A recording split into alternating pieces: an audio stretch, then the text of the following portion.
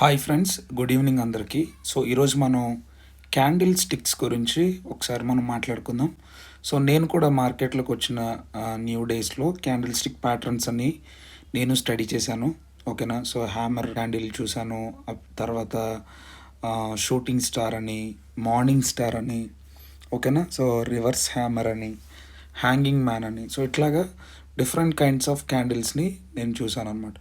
But అవి market అయిపోయిన తర్వాత అనాలిసిస్ చేసుకోవడానికి మంచిగా ఉంది. కానీ సో మార్కెట్ కరెంట్ రన్నింగ్లో ఉన్నప్పుడు సో ఆ హ్యాండిల్స్ ఆ క్యాండిల్ స్టిక్ నేమ్స్ ఏవి కూడా సో రిమెంబరెన్స్కి రావడానికి అవ్వలేదు. అండ్ ఆ క్యాండిల్ స్టిక్ నేమ్స్ చాలా ఉంటాయి కాబట్టి సో అవన్నీ కూడా రిమెంబరెన్స్కి రాక చాలా బిగినింగ్ డేస్లో ఐ వర్క్డ్ హార్డ్ అనమాట.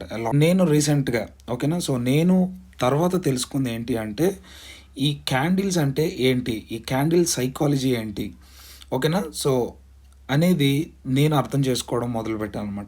సో అప్పుడేం జరిగింది అంటే క్యాండిల్ స్టిక్ నేమ్స్ అనేవి పక్కన పెట్టి సో గ్రీన్ క్యాండిల్ మనకు ఉంది అంటే సో గ్రీన్ క్యాండిల్ వచ్చేసరికి మనకి బయర్స్ ఇండికేషన్ చూపిస్తుంది.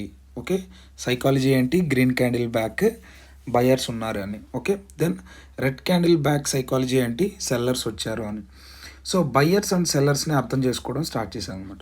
సో ఈ బయ్యర్స్ అండ్ సెల్లర్స్ సైకాలజీని స్టడీ చేసి సో బయ్యర్స్ ఏ ఏరియాస్లో వస్తారు, సెల్లర్స్ ఏ ఏరియాస్లో వస్తారు, ఓకే, సో ఏ ప్రైస్లో సెల్లర్స్ అమ్ముకోవడానికి ఇంట్రెస్ట్ చూపిస్తారు, ఏ ప్రైస్లో బయ్యర్స్ కొనుక్కోవడానికి ఇంట్రెస్ట్ చూపిస్తారు. సో ఆ డిస్కౌంటెడ్ జోన్స్ ఏంటి, మనం ఏదైనా ఒకటి కొనాలంటే మనం తక్కువకి వచ్చే దగ్గర తీసుకుంటాం అనమాట. Okay, discounted price. అండ్ అమ్మాలి అనుకుంటే ఒక బెస్ట్ ప్రైస్కి వచ్చాక మనం అమ్ముతాం అనమాట.